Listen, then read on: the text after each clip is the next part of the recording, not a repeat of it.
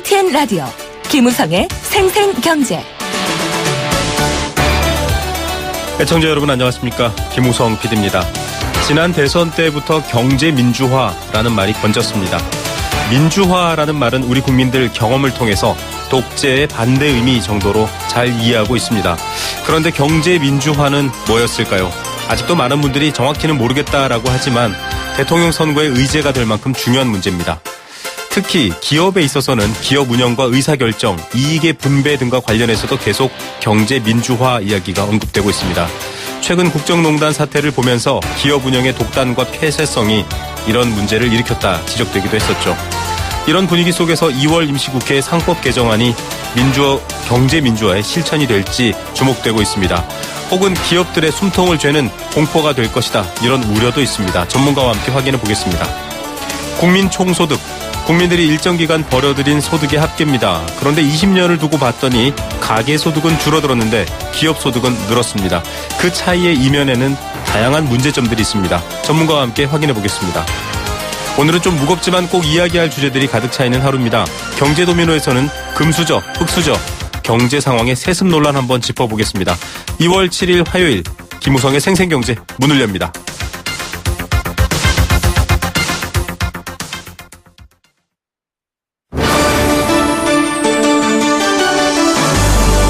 YTN 라디오 김우성의 생생경제.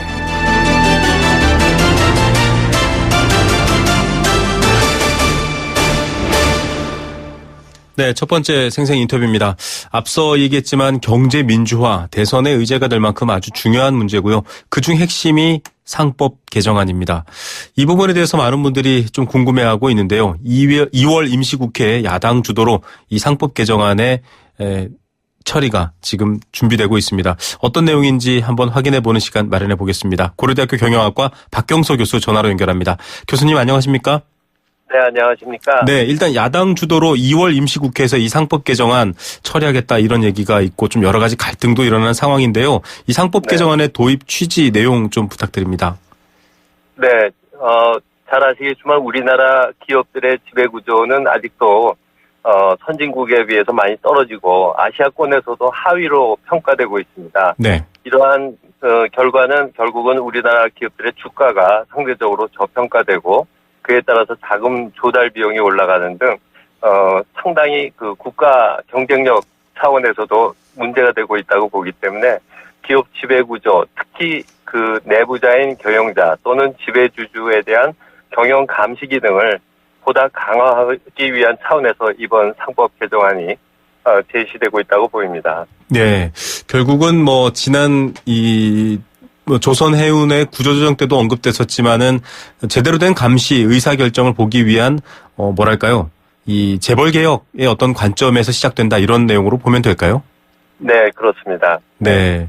자, 이렇게 말하려면 사실은 지금 나온 얘기지만은 이런 감시라든지 어떤 기업의 경영 상황을 제대로 보고 평가할 수 있는 기준이 필요한데 가장 논란이 되는 게 감사위원 분리 선임 제도 이렇게 알려졌거든요. 어떤 내용입니까? 네, 우선 현재 그 내부 감사를 선임할 때는 상법상 그 분리 선임하도록 되어 있습니다. 즉 다른 이사 선임과는 달리 대주주가 3% 이상의 지분을 가졌어도 3%까지만 의결권을 행사하도록 하고 있습니다. 그 주된 이유는 감사란 것은 대주주를 포함한 경영진을 감시하는 역할을 하는 것이 그 주된 역할인데 만약 대주주가 자기에게 우호적인 또는 자기가 영향력을 행사할 수 있는 그런 감사인을 선정한다면 그것은 감시 기능이 약화된다고 보는 것이죠. 그래서 기존 상법상 감사인의 선임 시에는 3%까지만 의결권 행사가 제한되어 있는데 사실 감사위원회 제도가 도입된 이후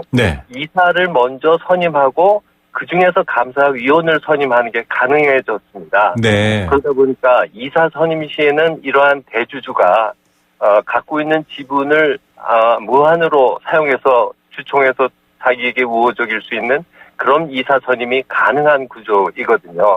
따라서 그 감사위원회 원래 취지인 대주주 또는 경영진으로부터의 독립성을 확보하기 위해서 처음 주총에서 그 감사인이 될 이사 후보를 선임할 때 아예 처음부터 다른 이사와는 좀 분리해서 선임하자. 즉 대주주가 설사 3% 이상의 지분을 갖고 있다 하더라도 3%까지만 의결권을 행사하도록 하는 그러한 제도입니다. 네.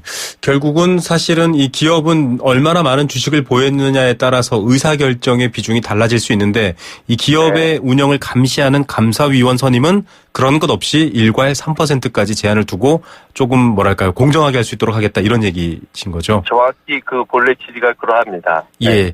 그럼에도 불구하고 지금은 사실은 이사회를 뽑고 특히 그 이사회 중에서 사회이사 감시 기능을 담당할 수 있는 사회이사가 감사위원을 겸임하고 있어서 사실상 기능이 안 돼서 지금 이런 문제점이 나오는 거겠죠. 그렇습니다. 어찌 보면 기존의 상법에서 감사인의 독립성을 보장하려는 취지가 감사위원회 제도를 통해서 사회이사가 감사위원을 맡게 되면서 그러한 본래 취지를 우회할 수 있게 되는 게 현실이거든요. 네네. 따라서 그러한 감사인의 경영진 또는 내부 경영진에 대한 감시 기능을 인정한다면 이와 같은 분리 선임 제도는 상대적으로 진일보한 제도로 평가는 됩니다. 예. 이 배경을 제가 좀 말씀드리고 싶은 부분이 있는데요. 이 사회이사의 반대 의결, 즉, 제 생각은 다릅니다라고 의결하는 게 아주 극소수 의견입니다. 여태까지 통계상으로 그런 결과가 나와서 지금 문제인데, 걱정하는 쪽은 이렇게 얘기하고 있습니다. 특히 재계를 중심으로 해서 이렇게 될 경우에 지금의 안정적인 대주주의 어떤 지배 구조가 흔들리고 외부의 투기 세력들이 쉽게 공격해서 의결권을 공격하게 되지 않느냐. 이러면 기업들이 어려워질 수 있다라고 얘기를 하거든요. 어떻게 보십니까? 사실 모든 제도는 그 장점과 단점이 있기 때문에 그것이 어느 쪽이 더 큰가에 따라서 한 경제체제 내 제도를 정하는 게 맞다고 생각하는데요. 네네. 이제껏 그 내부의 경영진들이 거의 외부 주주의 감시나 견제 없이 어찌 보면 경영권을 독점해온 게 사실입니다. 네. 특히 지배주주는 사실 우리나라의 재벌 기업 같은 경우 평균 3% 내외의 지분만을 갖고 있으면서 경영권을 거의 독점해오고 있는데 그걸 통해서 좋은 성과만 내면 좋은데 일감 몰아주기라든가 또는 친인척의 고용 또는 능력이 검증되지 않은 2세 경영진 선임 후계 구도 같은 여러 가지 사익을 추구하는 행태들이 많이 관찰이 되어 왔습니다. 네. 물론 과거의 창업 세대에서는 그러한 경영진의 능력이 이미 검증이 됐고 그들이 국가와 경제 성장에 기여를 한다고 봤기 때문에 경영권을 보호해주는 쪽으로 모든 제도와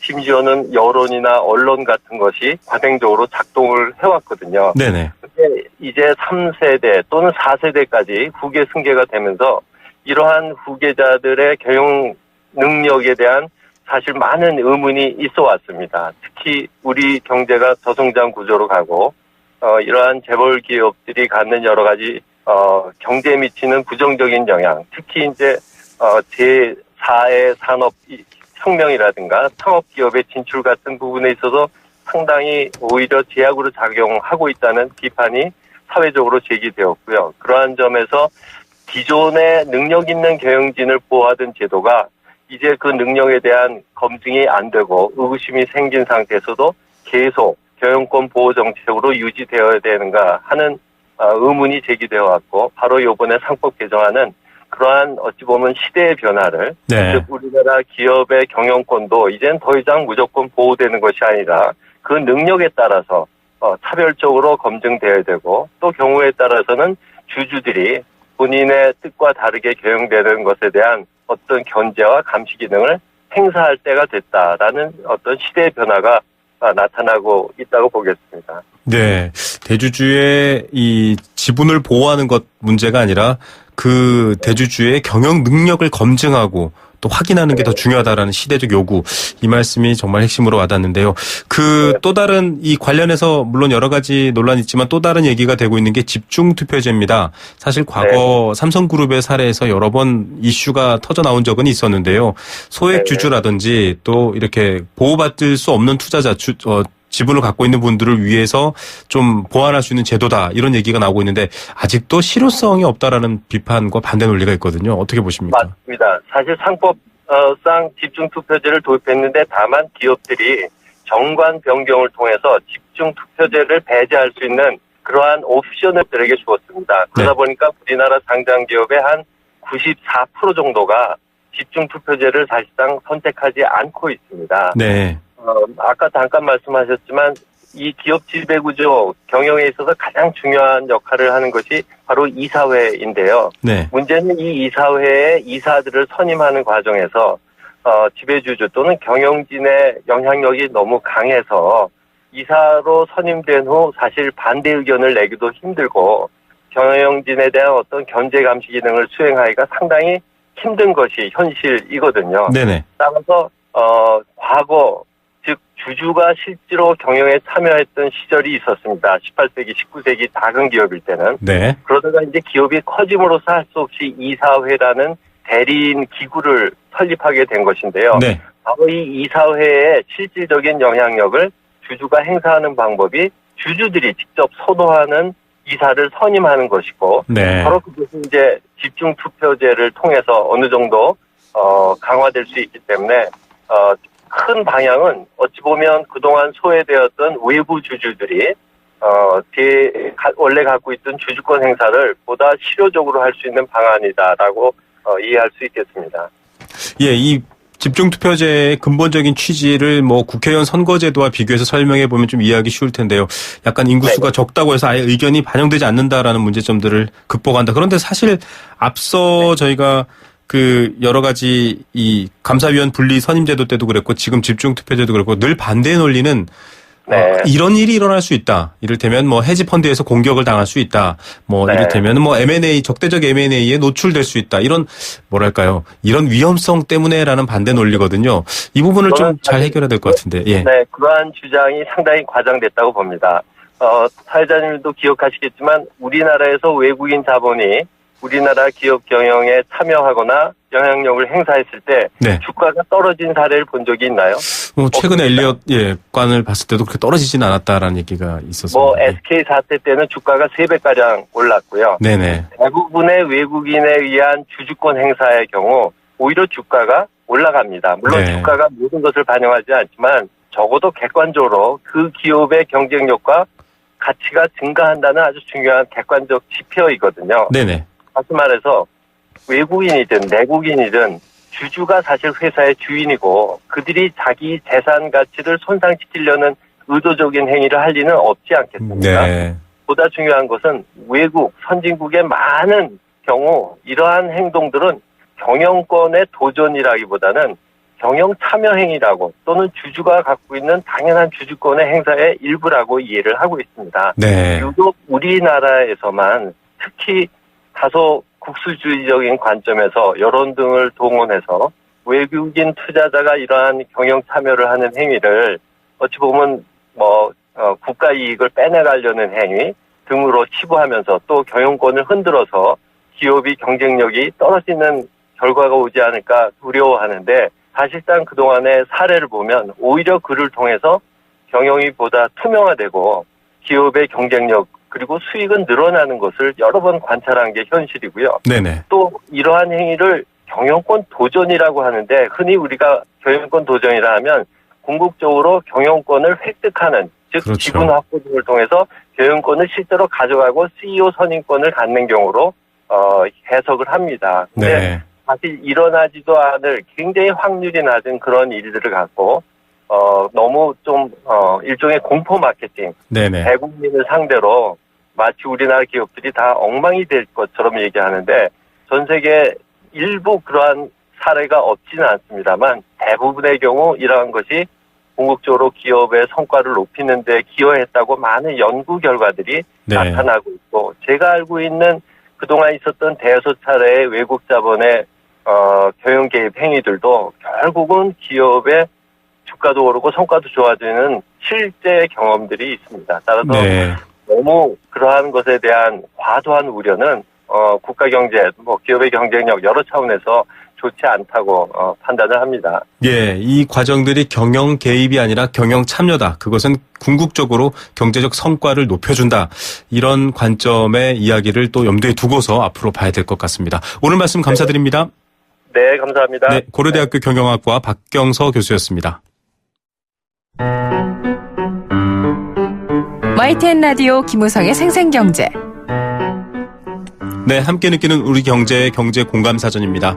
경제와 관련된 여러분들의 생각, 의견 나누는 시간입니다. 의견 보내주시면 추첨을 통해서 도심 속 꿈의 놀이터 일산 원마운트에서 워터파크 이용권 드리고요. 1683년 300년 커피 문화와 전통에 있는 비엔나 커피하우스에서 원두커피 드립니다. 단문 50원, 장문 100원의 정보 이용료 부과되는 샵 0945번 문자, 스마트폰 애플리케이션 예스로 참여할 수 있습니다. 앞서 인터뷰에서는 경제민주화 상법 개정안, 소액주주 보호 이런 얘기를 했는데요. 오늘 경제공감사전은 뒤이어질 인터뷰에 대한 내용입니다. 바로 국민총소득입니다. GNI 이렇게 약자로 부르고 있습니다. 국민을 비롯해서 기업, 정부, 한나라의 모든 경제 주체가 일정 기간 벌어들인 소득을 국민총소득이라고 합니다. 굉장히 많은 금액이겠죠. 그런데 이 국민총소득을 정부, 기업, 가계 이렇게 나눠서 20년을 봤더니 가계소득은 계속 그 범위가 줄어들고 있고요. 기업소득은 범위가 늘었습니다.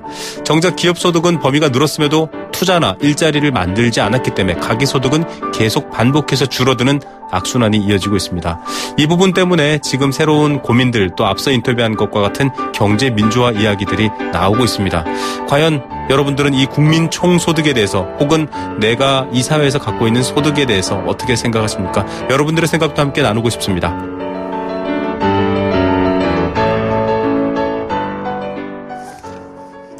생생경제 일부 포스코와 함께했습니다. 캠페인 듣고 경제 톱뉴스로 돌아옵니다. YTN 라디오 캠페인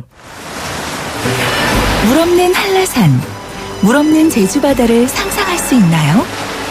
제주의 아름다운 자연과 풍경은 깨끗하고 건강한 물이 있기에 가능합니다.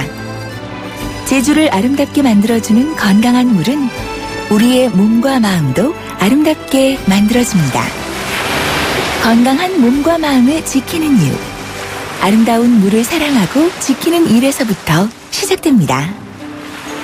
YTN 라디오 아름다운 물 캠페인은 광동제약과 제주특별자치도 개발공사와 함께합니다.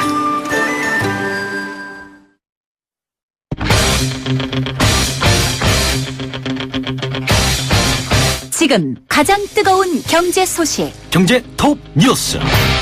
네, 이 시각 주요 경제 뉴스 전해드리겠습니다. 대출액이 계속 증가하고 있습니다. 가계대출 1,300조 원 시대라고 하는데 전체적인 신용등급은 좋아지고 있습니다. 어려운 상황 속의 새로운 이야기들 어떤 맥락인지 첫 번째 뉴스로 전해드리고요. 비슷한 뉴스가 있습니다. 경기는 어려운데 신설 법인 숫자도 역시 늘어나고 있습니다. 어떤 맥락인지 한번 알아보겠습니다. 이 시각 경제 톱뉴스 비즈니스워치 김춘동 기자 연결합니다. 안녕하십니까? 네, 안녕하세요. 네, 가계대출 이게 좀채 줄지 않고 있습니다. 그런데 신용등급은 개선됐다. 좀 의아한데요. 네, 나이스 평가 정보의 자료인데요. 지난해 말 기준으로 개인 신용 등급이 있는 금융 거래자가 총 한 4,469만 명쯤 되는데 신용 등급 최상위층인 1, 2등급의 비중이 40.39%를 기록하면서 이 전년 말보다 2.03포인트가 퍼센트포인트가 올랐습니다. 이 범위를 4등급까지 넓혀봐도 이제 그 비중이 64.89%로 2.49%포인트 상승했는데, 개인 신용등급 1에서 4등급이면 보통 이제 시중은행에서 신용대출을 받을 수 있는 등급을 말하는데요. 이 반면에 중하위권으로 꼽히는 5에서 10등급 비중은 오히려 감소했고, 숫자도 좀 줄었다고 합니다. 네. 가계대출은 빠르게 늘었는데 신용등급이 좋아졌다. 어떤 맥락이 있을 것 같은데요. 네, 일단 저금리 환경 때문에 좀 풀이가 되고 있는데, 이 가계부채가 크고 늘고 있긴 한데, 이 저금리로 이자 상환 부담이 좀 크지 않다 보니까, 네. 이자 부담이 좀 줄었고, 그러면서 이제 이전보다 빚을 잘 갚고, 그러면서 신용등급도 좀 좋아지고 있는 것으로 좀 보입니다. 실제로 지난해 말 기준으로 국내 은행의 가계대출 연체율은 0.26%로 이 전년 말보다 오히려 더 떨어진 것으로 나타났습니다.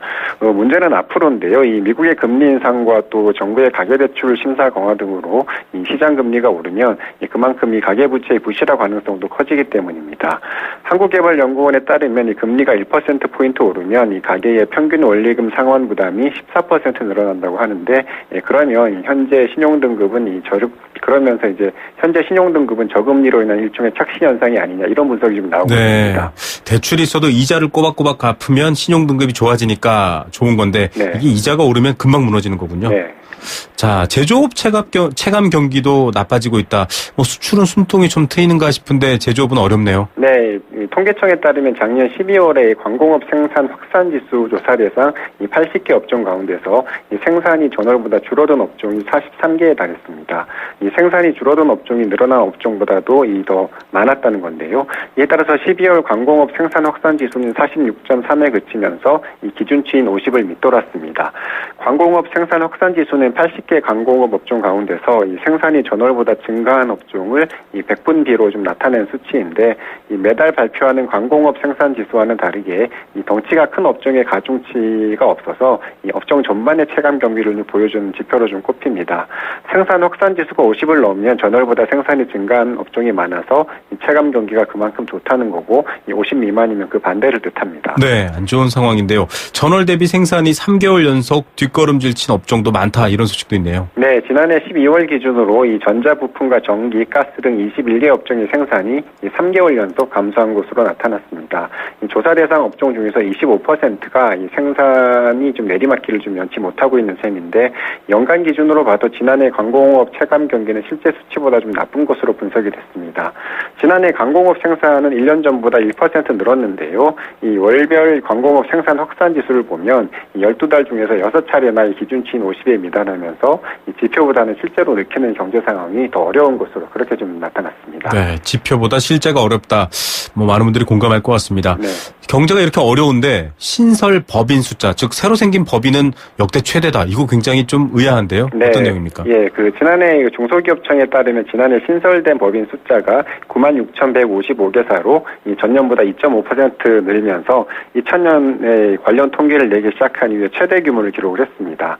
신설법인 숫자는 2008년 이후에 8년 연속 지금 계속 늘고 있는데요. 네. 이 신설법인이 많이 늘어난 업종을 보니까 이 도소매업이 1,533개로 증가폭이 가장 컸고, 이 영상정보서비스업, 또 사업시설관리업 등이 그 뒤를 이었습니다. 신설법인이 늘어난 업종은 서비스 분야가 좀 많았고요. 반면에 이 제조업 같은 경우에는 이 조선해운업 구조조정 등의 영향으로 이 신설법인이 오히려 전년보다 1,100개 이상 줄어든 것으로 그렇게 집계가 됐습니다. 네, 이렇게 어려운데도 늘어난 것 결국은 좀 다른 이유가 있겠죠? 네, 이 제조업종은 신설법인이 오히려 줄면서 경기 부진에 좀 여파가 좀 그대로 미쳤다고 보시면 될 것 같고요. 이 반면에 이 정보화와 함께 이 한류붐 등의 영향으로 출판과 영상을 비롯해서 방송통신 또 정보서비스업의 창업이 좀 크게 늘어난 것으로 풀이가 되고 있습니다. 또 이 실업난이 심해지면서 정부가 이 청년 창업 지원을 확대했고, 그러면서 이 30세 미만의 창업도 좀 큰 폭으로 늘었는데, 뭐 그러다 보니까 신설법인 증가를 이제 긍정적으로만 보기엔 좀 어려운 측면이 좀 있는 것 같습니다. 이 제조업 같은 경우에는 수출이 좀 조금씩 회복이 되면서 작년 4분기부터 법인 설립이 좀 반등하고 있다고 하는데, 올해를 좀 지나봐야지 그 경기상을 좀 제대로 좀 알 수가 있을 것 같습니다. 네. 자, 법인이 늘어난 만큼 좀 취업도 많이 늘어나면 좋겠는데요. 네. 다른 얘기로 가보죠. 우리나라 유독 등수에 아주 민감한 나라인데요. 세계 경제 몇 위 이런 뉴스를 많이 보셨을 텐데 2050년 지금으로부터 약 33년 뒤인데 그때는 18위까지 떨어진다 이런 소식이네요. 네, 세계적인 컨설팅 회사인 PwC가 2050년 세계 경제 장기 전망 보고서를 내놨는데, 이 보고서를 보니까 우리나라의 국내 총생산 순위가 작년에는 13위였는데요. 2030년에는 14위, 또 2050년에는 18위로 5계단이나 좀 떨어질 것으로 전망이 됐습니다. 이번 보고서는 전 세계 GDP의 85%를 차지하는 32개국의 이 잠재적인 이 성장률 전망을 토대로 분석을 했는데, PwC는 2016년부터 2050년까지 세계 경제가 매년 평균 2.5%씩 성장하면서 2042년에는 지금의 2배 규모가 될 것으로 그렇게 좀 추정을 했습니다. 네, 우리가 떨어지면 누군가는 올라갈 텐데요. 네, 신흥국의 약진도 두드러지나요? 네, 이 전체적인 순위를 보면 지난해 1위였던 중국이 2050년까지 1위를 좀 지킬 것으로 예상이 됐고, 인도가 3위에서 2위로 오르면서 미국을 좀 제칠 것으로 좀 전망이 됐습니다. 그리고 인도네시아가 4위, 브라질이 5위, 러시아가 6위, 멕시코가 7위를 각각 차지하면서 이 기존 경제 강국이던 일본과 독일, 영국 등을 좀 밀어낼 것으로 좀 나타났는데요. 특히 이제 브라질과 중국, 인도, 인도네시아, 멕시코, 러시아, 터키 등은 7개의 신흥 경제국이 세계 경제 성장을 좀 주도할 것으로 전망이 됐습니다. 네. 우리나라 역시 터키와 나이지리아, 이집트, 파키스탄, 이란 등의 경제 순위가 밀리면서 좀 뒤로 좀 한참 좀 밀려날 것으로 그렇게 추정이 됐습니다. 네, 이게 전망이니까요. 전망대로 안 되고 좀 극복했으면 좋겠다라는 생각도 듭니다. 오늘의 톱뉴스 어떤 거 고르시겠습니까? 신용등급 착시 기사를 좀 꼽고 싶은데요. 최근 몇 년간 가계부채가 좀 급증을 하고 있는데도 이 정부는 이 외관상 지표만 보고 좀 괜찮다는 말을 반복하고 있는데 이 역시 이제 저금리 기조에 따른 착시 현상일 수도 있다. 이런 생각을 좀 가지고 꼼꼼히 좀 더 관리를 해야 되지 않나 이런 생각이 좀 들었습니다. 네, 착시 현상을 극복하지 않으면 결국 큰 사고가 생길 수 있겠죠. 오늘 뉴스 감사드립니다. 네, 감사합니다. 네, 비즈니스워치 김춘동 기자였습니다.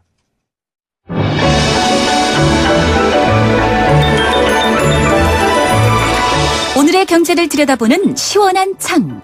YTN 라디오 김우성의 생생경제 생생 인터뷰. 네, 두 번째 생생 인터뷰입니다. 앞서 신용등급 착시 현상 뉴스에도 전해드렸지만 빚 자체로는 위험하지 않습니다. 그런데 소득이 늘지 않거나 소득이 이자도 감당하지 못하게 되면 이 빚은 아주 위험하게 됩니다. 그래서 소득을 논해야 될 텐데요. 가계소득에 대한 다양한 이슈 논의 현재 만들어지고 있긴 하지만 아직 가시화되진 않은 것 같습니다. 구조적인 부분에서 이 소득을 들여다보면 그간의 문제점들이 조금 보일 수 있는데요. 한국은행의 자료를 보면 20년간 전체 국민 총소득에서 가계소득은 점점 줄어들었고 기업소득은 점점 늘었습니다. 그 비율이 변화가 있었던 건데요. 이게 어떤 의미를 갖고 있고 또 어떤 변화를 얘기해야 할까요? 전문가와 함께 얘기 나눠보겠습니다. 서강대학교 경제학부 김영익 교수 전화로 연결합니다. 교수님 안녕하십니까? 예, 안녕하십니까? 예, 이 한국은행 국민계정 통계를 통해서 GNI, 이 국민 총소득의 변화를 볼 수 있다라고 하는데요. 가계소득이 줄어들고 있다 이런 분석들이 나오고 있는데 어떤 이야기입니까? 예, 국민소득이 생기면은 가계, 기업, 정부가 나눠가지거든요. 네. 근데 여기서 국민 총소득, GNI라는 개념을 조금 이해하실 필요가 있는데요. 네. 우리 경제 올해 2.5% 성장한다 그러면 GDP 개념입니다. 네. 근데 GNI는 GDP에서 교육 조건 그리고 우리가 외국에 가서 벌어들인 거, 외국인이 우리나라에서 벌어들인 거 이걸 전부 가감해가지고요. 네. 예, 실제 이제 우리 국민 총소득이라고 볼 수가 있습니다. 네네. 그리고 우리나라 1인당 국민소득이 작년 거는 발표가 안 됐습니다만 2015년 기준으로 27,000달러 정도 됐었는데요. 네네. 이게 이제 GNI 국민 총소득을 인구수로 나눈 거라고 볼 수가 있겠습니다. 아, 네. 근데 이 문제는 이제 이 GNI 국민 총소득이 생기면은 가계, 기업, 정부가 나눠가지는데요. 네. 97년 우리 애한위기 겪었지 않습니까? 그리고 2008년 글로벌 금융위기가 있었는데요. 이 두 번의 위기를 거치면서 가계가 가져가는 몫은 줄어들었고 기업 몫은 상대적으로 늘었어요. 네. 그래서 가계는 상대적으로 가난해졌고 기업은 부자가 됐다. 이런 말씀을 드릴 수가 있겠습니다. 예, 전체 총소득 내에서의 분배라고 보면 될까요? 예. 네. 구체적으로 좀 수치로 보시면요. 네네. 97년 이전에 국민 총소득 중에서 가계가 한 71% 가져갔거든요. 네. 네, 그런데 그게 최근에 62%로 줄어들었고요. 네, 기업 몫은 대신 17%에서 25% 정도 늘었습니다. 네. 정부 몫은 한 13%에서 크게 변하지 않고 있습니다. 예. 이 몫이 줄어들었다라는 거는 위기를 겪으면서 가계는 들어오는 돈이 적었는데 기업은 들어오는 돈이 상대적으로 많다 이런 얘기인데요. 이렇게 좀 비교해서 지금 쭉 설명해 주셨습니다. 97년과 2015년 기준까지 쭉 설명해 주셨는데 이 차이들이 도대체 어떤 의미를 갖고 있는지 궁금하거든요. 어떤 문제들이 있습니까? 네, 결국은 가계는 기업한테 노동을 제공하지만은 최종적인 수요자거든요. 네네. 가계가 부자가 돼야지 기업이 생산한 거를 사주는 것이죠. 근데 가계가 소득이 낮아지니까 기업이 생산한 물건을 사주지 않으니까 장기적으로 보면 기업도 어려질 수가 있는 거죠. 네. 예. 그럼 결국은 이 가계 소득이 보존되지 않는다는 건 결국 내수적 측면에서 봤을 땐 기업도 어려워지는 악순환 이 구조가 되고 있다 이렇게 볼 수 있는. 예, 그렇게 말씀드릴 수가 있겠습니다. 네네. 좀 경제 상황을 얘기할 때 늘 주변 국가나 글로벌 상황도 보고 있지 않습니까? 이 GNI의 변화를 보면 가계가 줄고 기업은 늘고 이런 부분들이 우리나라만 그런지 또 주변 국가들도 그런지 좀 궁금한데요. 이게 전 세계적인 현상이에요. 문제는 정도의 차이거든요. 네네. 작년과 7월 달에 맥킨지에서 의미 있는 보고서가 하나 나왔는데요. 네. 제목이 부모보다 가난한 자식 세대입니다. 부모보다 가난한 자식 세대. 네. 일반적으로 이제 자식 세대가 역사적으로 보면 부모 세대보다 더 잘 살았죠. 그렇죠. 네. 그런데 맥킨지가 조사해 보니까 선진국 가계 65 내지 70% 실질 소득이 2014년이 2015년보다도 줄어들었다는 겁니다. 네. 그래서 전 세계적으로 보면은 국민 소득 중에서 가계몫이 줄어들고 있거든요. 네네네. 근데 그 줄어드는 속도가 우리나라가 제일 빠릅니다. 아. 그래서 우리나라가 한 62% 된다고 말씀을 드렸는데요. 네. 일본은 65%, 다른 선진국은 71에서 75% 정도 되거든요. 네. 그러니까 전 세계적인 추세인데 국민 소득 중에서 가계 비중이 줄어드는 추세가 우리나라가 제일 빨리 진행되고 있다 이렇게 볼 수가 있겠습니다. 예, 저희가 뒤이어서 또 금수저 수저와 같은 세습을 얘기를 할 텐데요. 이 얘기를 들어보면 정말로 뭐 월스트리트에서 시위했던 젊은이들 또 스페인의 텅 빈 집에서 살아가는 젊은이들 이야기와 또 우리나라 헬조선을 얘기하는 젊은이들 상황 다르지 않다 이런 이야기가 됩니다. 그런데 이유가 궁금합니다. 가계 소득은 줄어들고 기업 소득은 늘고 있다. 물론 당연히 돈을 받지 못해서 내지는 뭐 임금이 적어서가 맞겠지만 이 차이의 흐름, 이 원인 어떻게 봐야 할까요? 한 4가지로 지적할 수 있는데요. 네네. 첫 번째로 기업이 이익 증가할 만큼 임금 상승률, 그렇게 임금을 안 올려줬다는 것입니다. 네. 그래서 97년 IMF 경제 위기 후 2007년까지 기업의 영업이익은 약 10% 증가했거든요. 네. 근데 임금 한 7% 상승하는 데 그쳤어요. 네. 그 뒤로 좀 격차가 줄어들고 있습니다만 이익 증가할 만큼 임금이 안 올랐다.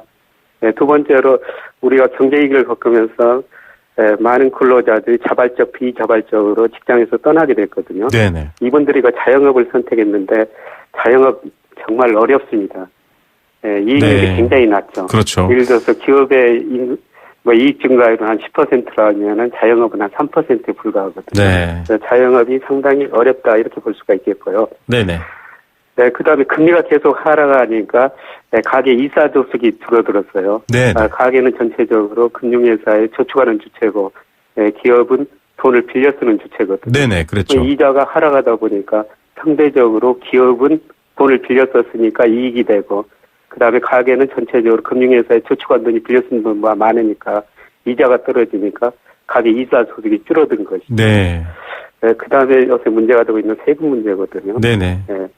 쭉 보니까 상대적으로 가계가 기업보다도 세금을 상대적으로 더 많이 내고 있어요. 추세적으로. 네, 요즘 뭐 실효세 논란도 있는데 보면 사실상 그렇다라는 분석들이 나오고 있죠. 예.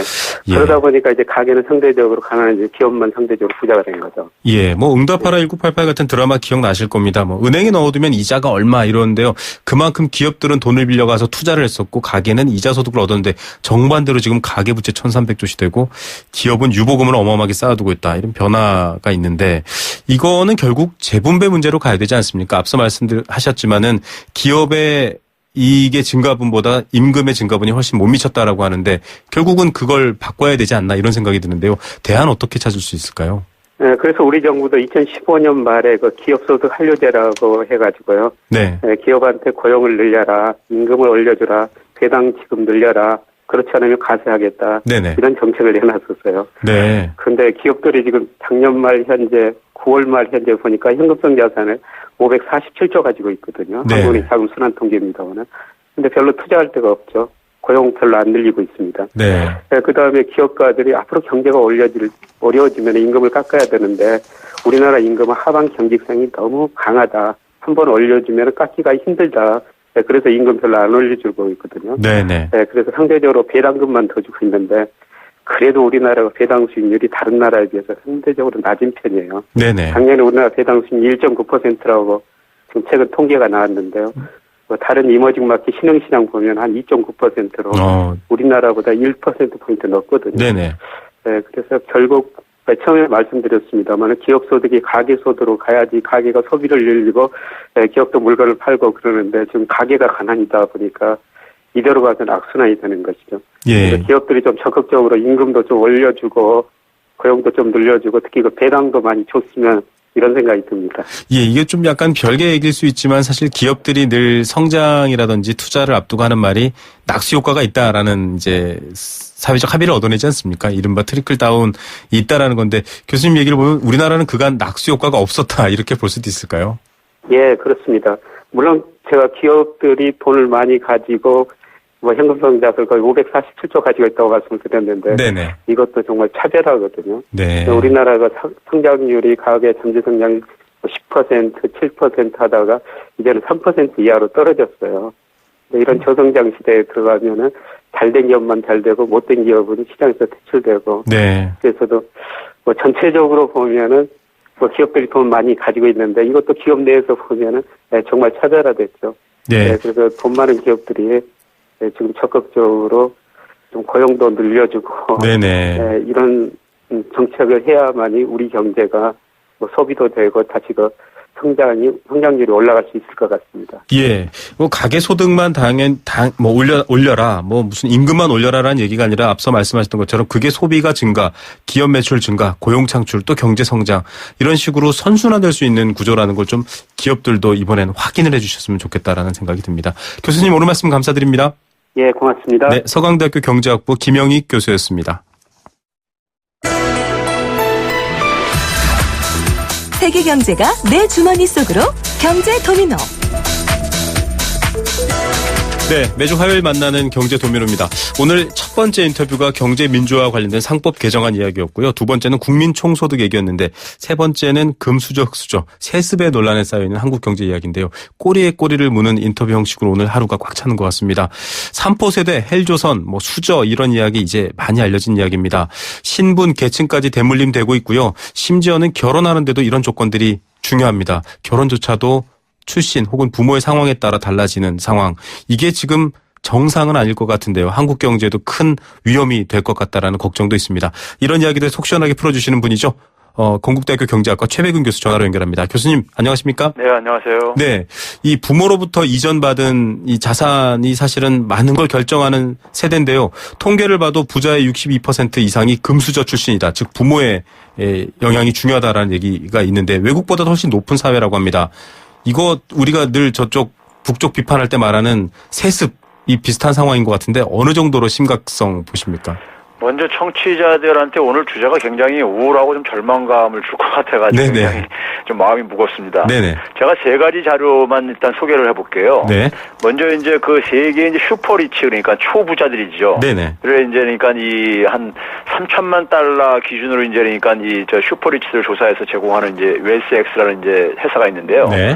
이게 우리나라 돈으로 하게 되면 340억 원 정도 됩니다. 340억 원. 네. 예, 이 부의 원천을 보니까 이 자산가들의 부의 원천을 보니까는 세계 평균은 그러니까 한 뭐 약 3명 중에 2명이 이제 자수성가형인데 우리나라는 정반대로 3명 중 그러니까 2명이 상속을 받는 경우다. 네. 이런 이제 결과를 이제 내놨고요. 있고요. 네. 그 다음에 이제 미국의 이제 유명한 싱크탱크 이제 피터슨 국제경제연구소가 이제 그 10억 달러 이상 그러니까 이건 뭐 더 큰 부자들인데 1조 한 1,400억 원 정도 되는데요. 이 상속이나 증여로 이제 그러니까 이 부자가 된 비율을 보니까는 우리나라 같은 경우는 거의 보니까 4명 중에 3명이 그러니까는 상속이나 증여로 됐다. 이 초부자들은요, 그러니까요. 네. 근데 이게 미국보다는 한 2.6배, 일본보다는 한 3.9배, 거의 4배 많은 이런 비율이니까요. 네. 한국이 사실상 금수저 천국인 건 맞는 것 같습니다. 네네. 그 다음에 이제 국내 연구 하나만 더 소개하면요. 지금 굉장히 심각한 게 소득 하위 10% 가계하고요.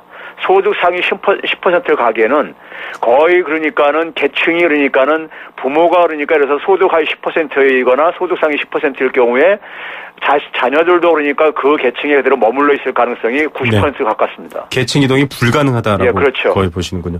예, 이 세 가지 자료로만 정말 교수님이 앞서 말씀드렸지만 참 우울한 이야기가 아닐 수 없는데요.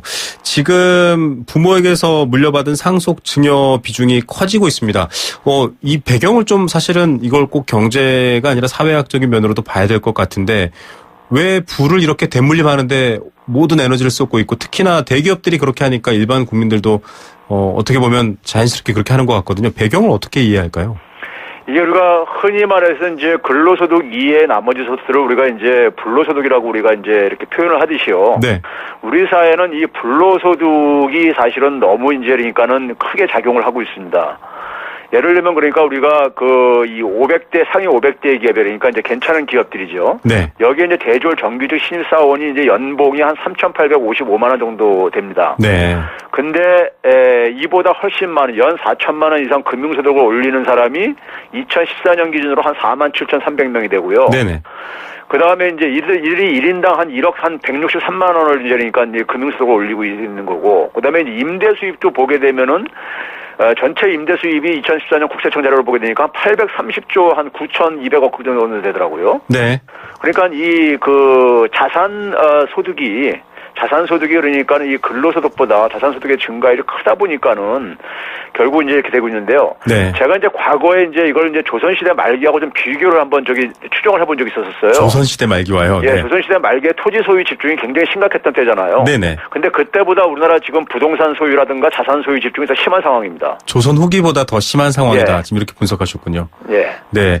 결국은 일에서 개인의 노력으로 만들어내는 이득과 돈보다는 갖고 있는 자산이나 부동산 이런 것들이 훨씬 더 많은 돈을 벌 수 있는 상황, 이게 문제인데 이게 앞으로도 그렇고요. 현재 경제 구조에도 좋지 않은 영향을 미치지 않습니까? 그게 중요할 것 같습니다. 이 구조가 문제가 없다면야 뭐 억울하고 그만일 텐데요. 이게 사실은 경제를 더 악화시킬 수 있다 이런 분석들이 나오고 있는데요. 어떻게 보십니까? 맞습니다. 이제 이 계층 고착화가요. 저는 이제 우리 사회가 말이 좋아 법 앞에 평등한 사회지 사실상 저는 신분제 사회로 이제 그러니까 전락되고 있다 이렇게 표현을 하고 있는데요. 네네. 부의 대물림뿐만 아니라 이제 채무 노예 상태도 대물림되고 있습니다. 채무까지. 예. 건보료 상황이 얼마 전에 뉴스가 됐었죠. 네. 하위 10% 가게들 같은 경우 보게 되면은 한 2008년도에는 그러니까 소득 대비 부채가 한 2배 정도 많았었는데요. 네. 이게 2014년도에는 거의 8배 정도로 증가했습니다. 네. 그러니까 하위 10% 같은 경우 그러니까 이 부채가 갈수록 악화가 되고 있고 대물려 가지고 그러니까 이 부채 압박에서 그러니까 벗어나지 못하고 있는 겁니다. 네. 그럼 우리가 흔히 말해서 이제 전통 사회를 신분제 사회라고 얘기하고 이제 근대 사회를 이제 현대 사회를 민주제 사회라고 얘기할 때요. 네네. 그 차이를 우리가 얘기할 때 민주주의 이런 법 앞에 평등하고 민주주의 사회가 훨씬 더 경제 성장에 유리하다고 얘기를 하고 있거든요. 네.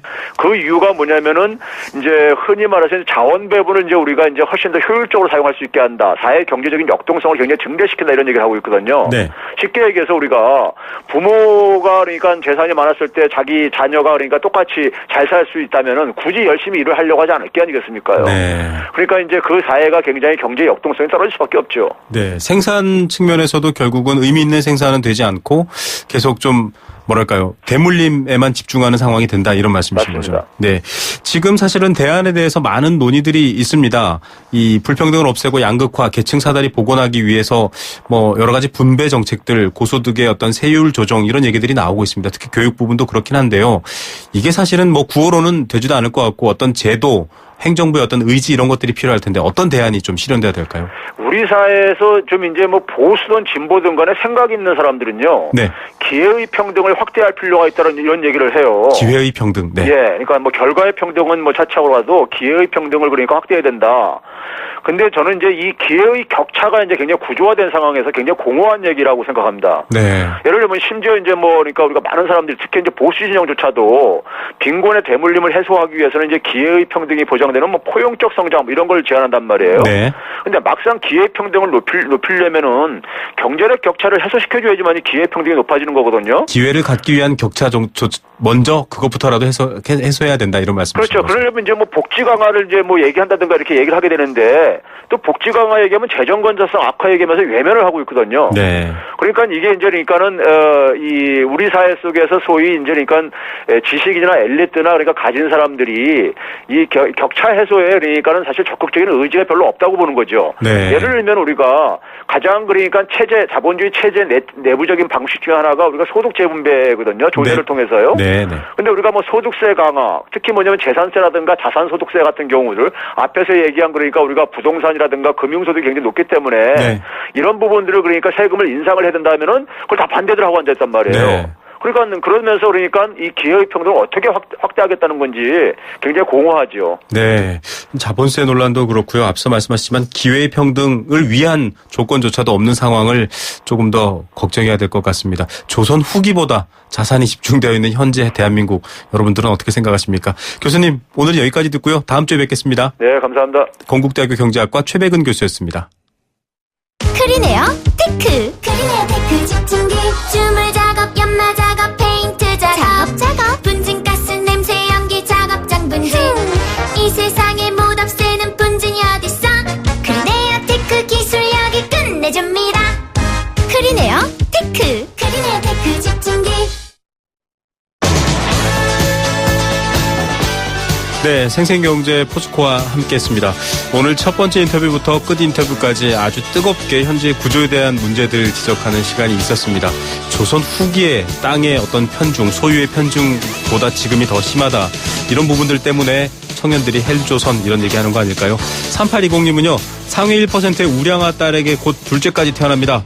외벌이로 우리 가정 GDP가 중산층에 미달하고 있지만 그래도 임금도 동결된 것 같고 부인도 만삭이지만 따뜻한 커피라도 마음껏 마시게 해주고 싶은 마음입니다. 예, 저희가 커피 선물 보내드리겠습니다. 그리고 돈은 좀 부족해도 더 행복하고 당당할 수 있는 시간들 저희도 좋은 이야기들로 마련해주면서 응원해드리겠습니다. 8106님도 사연 주셨는데요. 개인 사업자 입장에서 여러 가지 걱정거리 얘기해 주셨네요. 직원들 월급 왕창 올려주고 싶은 마음이라고요. 정말 멋진 사장님이십니다. 네, 의견 주신 분들 감사드리고요. 내일도 힘이 되는 경제 이야기로 여러분들 찾아오겠습니다.